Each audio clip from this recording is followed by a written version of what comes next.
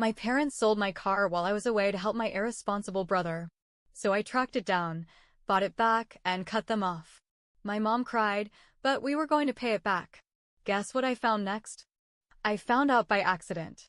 When I got back from my business trip, I stepped out of the taxi, exhausted but relieved to finally be home. The cool evening air felt refreshing after hours of travel, and for a brief moment, I allowed myself to relax. Then I saw it. My usual parking spot was empty. No, not empty. Taken. A different car, a beaten-up sedan with a missing hubcap, sat where my car should have been. My stomach dropped. My breathing slowed, my body stiffening as I stared at the space where my car used to be. Maybe I had parked somewhere else before I left? No, I never did that. Slowly, almost mechanically, I reached into my coat pocket and wrapped my fingers around my car keys. The cold metal pressed into my palm, familiar and reassuring. My keys. My car. My rules. Or at least, that's how it was supposed to be. A sharp chill crawled up my spine. My grip tightened around the keys until the jagged edges dug into my skin. My pulse pounded in my ears as I turned and walked inside. I could still remember the day I bought it. How I had sat at my desk night after night, calculating, budgeting, cutting down every unnecessary expense just to afford the down payment. How I had taken extra shifts, worked late hours, said no to vacations and nights out with friends.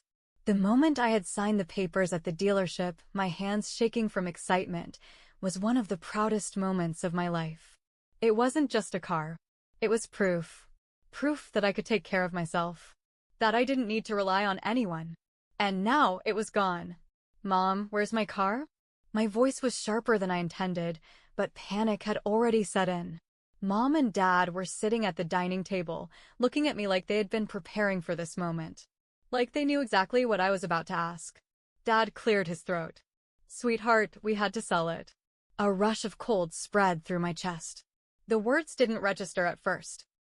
What? Your brother needed help, Mom added quickly, her voice almost apologetic. Almost. You know how much he's been struggling. He needed the money. A sharp, burning sensation bloomed behind my ribs. Of course. My brother. The family's delicate little prince. The golden child who always needed help. The same brother who had dropped out of college, refused to keep a job, and somehow always ended up in trouble, yet never faced any real consequences. And now, once again, I was expected to be the one to pay for it. I tightened my grip on my keys, feeling the ridges press painfully into my palm. My fingers twitched with the urge to throw them across the room. Instead, I let out a short, humorless laugh. You sold my car. The car I bought with my own money. Without even asking me. Dad sighed, as if I was the unreasonable one. You have a great job, sweetheart. You can buy another one. But your brother. You weren't even using it while you were away, Mom cut in, her voice edging toward defensive. I stared at her, my jaw tightening. Excuse me? It was just sitting there, she continued, shifting uncomfortably under my glare. And your brother, he's been going through a lot. We thought you'd understand. A slow, hot wave of fury rolled over me, stiffening my shoulders, making my fingers curl into fists. My nails dug into my palms, sharp and punishing, grounding me in the moment. I took a deep breath, forcing my voice to stay even. Where's the money? Mom hesitated. Well, we already gave it to him. Of course they did. I could already picture exactly where that money went. Probably another doomed startup idea or a luxury gadget that was absolutely essential for work. My brother never changed because he never had to. There was always someone willing to clean up his mess. I exhaled slowly, then looked down at the keys in my hand. Just a few minutes ago, they had meant something. They had been a symbol of my independence, my hard work. Now, they were nothing more than useless metal. I let them slide through my fingers, the clinking sound echoing in the silent room. They thought they had taken something from me. They thought I would let this go. That I would be understanding, like always. That I'd just sigh, swallow my anger, and move on. They had no idea. Tonight, I wouldn't waste my time arguing. I had better things to do. Because tomorrow morning, they would wake up in a completely different reality. I barely slept that night. Anger, disappointment, and a deep sense of betrayal swirled in my head, refusing to let me rest. Every time I closed my eyes, I saw my mother's dismissive expression, my father's tired sigh, the way they had justified selling my car as if it was the most natural thing in the world. They expected me to accept it, to move on. They had no idea who they were dealing with. By the time the sun began to rise, my plan was already forming. I got out of bed, stretched my aching limbs, and walked over to my desk. My laptop hummed to life as I opened a fresh document and started typing. I needed a list, a step-by-step breakdown of everything I had to do. 1. Find out who bought my car. If it was sold to a dealership, there was a chance I could buy it back. If it was sold privately, I needed to track down the buyer. If the money had already been wasted on my brother's nonsense, I had to make sure they never touched a dime of my earnings again. 2. Secure my finances. Change my banking passwords. Remove my parents from any shared accounts. Make sure they had no access to my savings. 3. Confront my brother. He was the real culprit here. If he thought he could take from me without consequences, he was about to get a reality check. With the list complete, I took a deep breath. This wasn't just about a stolen car. This was about taking back control, about making sure they understood that I wasn't their personal ATM, their backup plan, their silent, obedient provider. They had stolen from me. Now, I was going to take something from them. By mid-morning, I was sitting in a quiet corner of my favorite coffee shop, sipping a strong espresso while scrolling through my phone. My first call was to the local DMV. I pretended to be checking on a recently sold vehicle, using the car's VIN number, one I had memorized long ago, to request information. The clerk on the other end was polite but firm. "I'm sorry, but I can't release that information to anyone except the registered owner." Fine. That was expected. I had another way. I logged into my old insurance portal and checked my policy. There it was, the cancellation notice. My car had been taken off my insurance just 2 days ago. A new name was listed under the transfer, Harrison Auto Sales, a used car dealership. Perfect. The dealership wasn't far, just a 20-minute drive. I borrowed a car from a friend, one of the few people in my life I actually trusted, and pulled into the lot. The place was nothing special, rows of mid-range sedans and SUVs, a few overpriced sports cars, and a small, glass-walled office in the center. I walked inside, scanning the room until I spotted a tired-looking salesman in his late 40s. His name tag read Mike. "Morning," he greeted me with a professional but uninterested nod. "Looking for something in particular?" "Yes," I said, pulling up a photo of my car on my phone. "This. A black 2020 Toyota Camry. I believe you bought it recently." Mike frowned and leaned closer, scratching his chin. "Camry, huh? Let me check our records." He tapped at his computer for a moment before nodding. "Yeah, came in 2 days ago. Sold already." My stomach clenched. "Sold?" "Yep. Guy came in yesterday, paid cash." "Who?" Mike hesitated, then shook his head. "Sorry, we don't give out customer information." I exhaled slowly, forcing myself to stay calm. "Listen," I said, lowering my voice just a little. "That car was sold without my permission. I just need to know who bought it. I won't do anything crazy, I just need to talk to them." Mike hesitated again, then sighed. "All right, look. I can't tell you who bought it. But if I happen to leave this invoice right here on the counter while I step out for a coffee." He let the sentence hang as he turned and walked toward the break room, leaving his computer screen unlocked. I didn't waste time. I leaned over, scanning the most recent sale entry. Buyer, Andrew Collins. Address, 742, Riverside Drive. Gotcha. Riverside Drive was a quiet, suburban neighborhood, not the kind of place where people typically buy used cars in cash. That meant one of two things.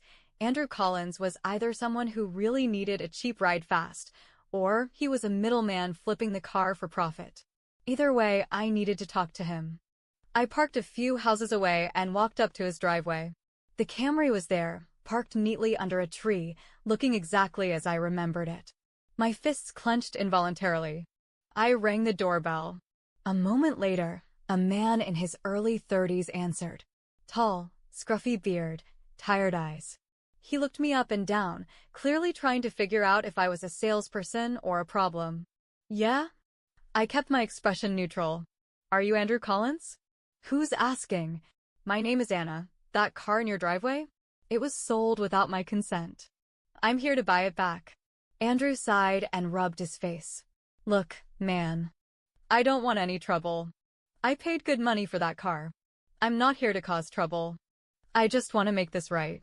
He studied me for a long moment, then nodded toward the car. All right, come inside. Let's talk. As I stepped into his house, I knew one thing for sure. This wasn't just about getting my car back. This was about making sure my family never stole from me again. And I was only getting started. Andrew led me into his living room, a modest space with a worn-out couch, a coffee table covered in receipts, and an old TV playing the news at low volume. The air smelled like stale coffee and cigarette smoke. Look, he said, motioning for me to sit. I get that you're upset, but I didn't steal your car. I paid for it fair and square. I stayed standing. I understand. I'm not accusing you. But I need to know, how much did you pay for it? He sighed and rubbed the back of his neck. $7,000. Cash. $7,000. They sold my car, a car I worked my ass off to afford, for $7,000. It was worth at least 3 times that amount. My jaw tightened. Did they tell you why they were selling it? Andrew shook his head. Guy said his kid was in trouble, needed money fast. I don't usually ask questions when someone's in a hurry to sell. Typical. My parents had undersold my hard-earned car to bail out my brother again, and they had done it so quickly they didn't even bother getting a decent price for it. I took a deep breath, trying to think. I could threaten Andrew, demand the car back, but that wouldn't get me anywhere. He wasn't the enemy here. So I changed my approach. Listen, I said, pulling my phone out of my pocket. I'll make you a deal. You bought the car for $7,000, right? Yeah? I'll give you 10. Andrew raised an eyebrow. 10? Cash? Cash. He considered it for a moment, then leaned forward. 15. I let out a humorless chuckle. You serious? Look, man. I got a good deal. Sure, but I also paid for new registration, insurance, oil change. Not to mention, I already like the car. He leaned back, folding his arms. 15. I wanted to punch a wall. Paying double for my own car just to fix my parents' mess? Unbelievable. But I wasn't about to walk away empty-handed. Fine, I said through gritted teeth. 15. I left Andrew's place with my car and a burning determination. This wasn't just about getting back what was mine. It was about making sure they never did this to me again. As I drove back toward my parents' house, my mind raced through possibilities. I had options. Plenty of them. And this time, I wasn't going to be the forgiving one. My phone buzzed. A text from my mother. Mom, sweetheart, we know you were upset last night. Come home for dinner? Let's talk. I stared at the message, my grip tightening on the wheel. Talk? Talk? They hadn't even apologized. They just expected me to get over it, like I always did. Like I always had. Not this time. I typed back a response. Me, sure. See you tonight. When I pulled into the driveway that evening, my usual parking spot was empty. No sign of the beaten-up sedan that had been there before. I smirked. They must have thought I wasn't coming back for my car. That I'd let it go. Fools. I walked inside to find my parents and my brother already seated at the dining table. The smell of roasted chicken and garlic mashed potatoes filled the air, Mom's classic let's make peace meal. Sweetheart, Mom greeted me, standing up to hug me like nothing had happened. I'm so glad you came. I didn't return the hug. Instead, I pulled out my phone and set it on the table, screen facing up. Dad frowned. What's this? I tapped the screen. A voice recording started playing. Yeah, came in 2 days ago. Sold already. Sold. Yep. Guy came in yesterday, paid cash. Who? Sorry, we don't give out customer information. Mom's smile faltered. Dad's face went pale. I went to the dealership, I said, my voice calm but cold. Tracked down the buyer. Paid $15,000 to get my car back. My car, which you sold without my permission. A heavy silence filled the room. "You did what?" my brother finally blurted out, his fork clattering onto his plate. "I got my car back," I repeated. "And now we're going to talk about how you're going to pay me back every single cent." Dad shook his head. "Sweetheart, that's not how family works. Sometimes we make sacrifices for each other." I slammed my hand down on the table. "Sacrifices?" I snapped. "I make sacrifices. Every time it's me." "When has he," I pointed at my brother, who was now shifting uncomfortably in his seat, "ever sacrificed a single thing for me?" Mom opened her mouth, but I didn't let her speak. "You know what?" I continued. "Forget the money. I don't even care about it anymore. What I care about is this. You will never get a single dollar from me again." Dad's eyes narrowed. "Don't be ridiculous." I smiled. "Already moved my accounts. Froze the shared one you had access to. Changed my direct deposit. From now on, you're on your own." Mom's hand flew to her mouth in shock. But we're family." I leaned forward, meeting her gaze. "Family doesn't steal from each other." For the first time in my life, I watched as they panicked. Dad looked like he wanted to explode, but he had nothing to say. Mom's eyes darted between me and my brother, as if hoping he'd jump in and defend them. He didn't. Instead, my brother sat back, crossed his arms, and muttered, "So what? You think you're better than us now?" I let out a breathless laugh. "No, I just think I'm done with you." I grabbed my phone, stood up, and walked toward the door. As I reached for the handle, I turned back one last time. "Oh, and one more thing," I added, smirking. "Since you're so good at selling things that don't belong to you, let's see how you like it when it happens to you." My brother frowned. "What the hell does that mean?" I just winked and walked out. They'd find out soon enough. I woke up the next morning feeling lighter than I had in years. For the first time, I wasn't carrying the weight of their expectations, their problems, their manipulations. The look on my parents' faces when I told them they were on their own? Priceless. But I wasn't done yet. They had stolen from me, and I had taken back what was mine. Now it was time to make sure they never stole from me again. I had spent my whole life being the responsible one, the provider, the backup plan for my parents and their golden child. But what happens when the person they've been leeching off finally cuts them off? They start to drown. And I was going to make sure they felt every inch of it. The first thing I did was check my financial accounts. I had already locked down my savings and cut my parents off from anything they had access to, but there was still one loose end, my brother. I pulled up his name in my banking app and checked for any recurring transactions. Sure enough, I found one. $500 automatic transfer every month. I clenched my jaw. When had I agreed to this? Oh, that's right, I hadn't. A few years ago, my mother had asked me for a little help covering some of my brother's expenses while he was getting back on his feet. I had agreed to send money once, just a one-time thing. But apparently, she had set up an automatic recurring payment without telling me. I canceled it immediately. Then, just for fun, I sent my brother a text. Me, "Hey, just a heads up, you're not getting another cent from me. Ever." Him, "What are you talking about?" Me, "Check your bank account." It took him less than 2 minutes to respond. Him, "Did you cancel my money?" Me, "My money." And yes, consider it an early lesson in self-sufficiency. Him, "You can't just do that." Me, "I literally just did." Him, "Mom and Dad said you wouldn't be this selfish." I laughed out loud. Selfish? Me? The person who had been paying for his nonsense for years? I didn't bother responding. Let him scream into the void. Next, I decided to do some digging. If my parents had been desperate enough to sell my car behind my back, what else were they hiding? I logged into my credit report and ran a full check on my accounts. And that's when I found it. A hard inquiry on my credit score. Meaning? Someone had tried to take out a loan in my name. I felt a slow, boiling rage crawl up my spine. They wouldn't. They couldn't. I clicked on the details. Loan applicant, my father. Reason for denial, insufficient income and lack of authorization from primary account holder.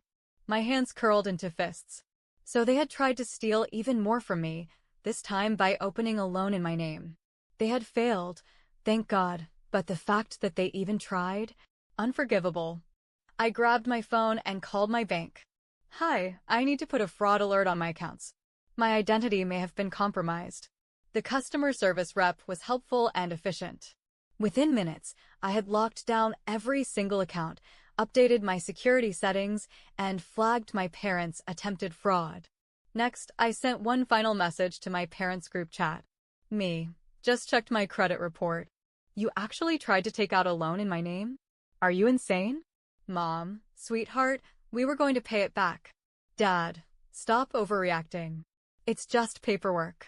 We needed some short-term help. Me, help? You were trying to commit identity fraud. Mom, that's not what this is. You're making it sound worse than it is. I stared at my phone in disbelief. They weren't even sorry. They weren't even trying to deny it. They genuinely believed this was okay. I took a deep breath and typed out the last message I would ever send them. Me, you just made my decision even easier. You will never see another cent from me again. Ever. Then I blocked them.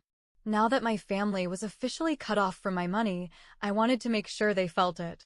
And I knew exactly how. I logged into my email and pulled up the contact information for my parents' landlord.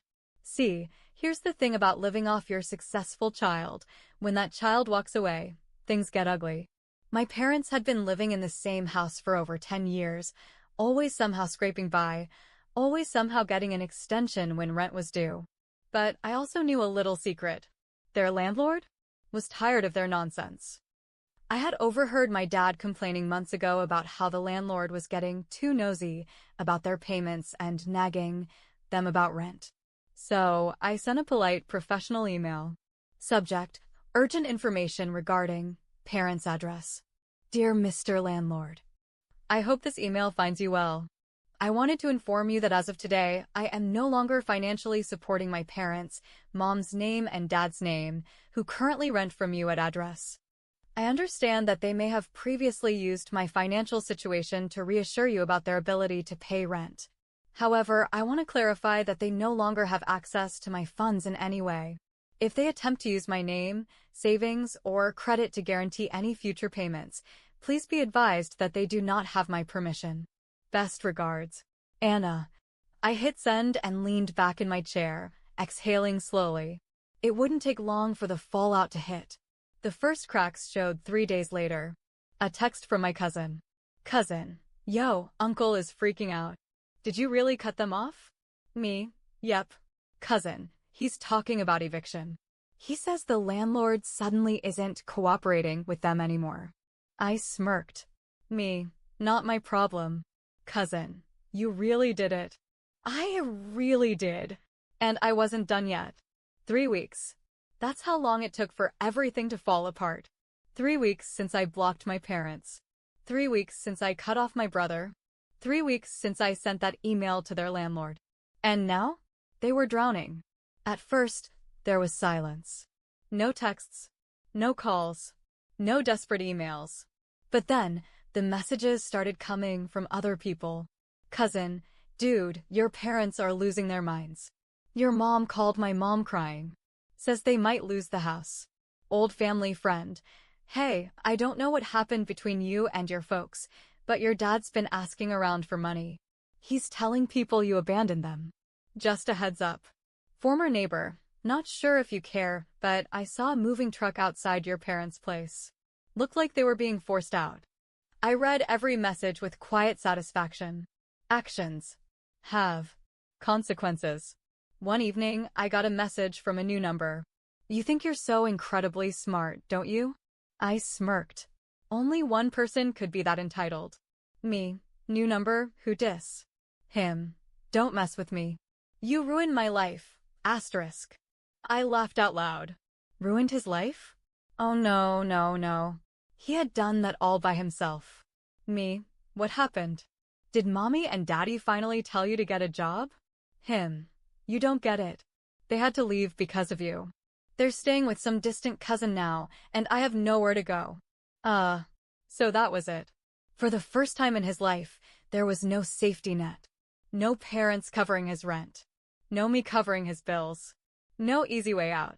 And he was pissed. Him. You're so selfish. You could have helped.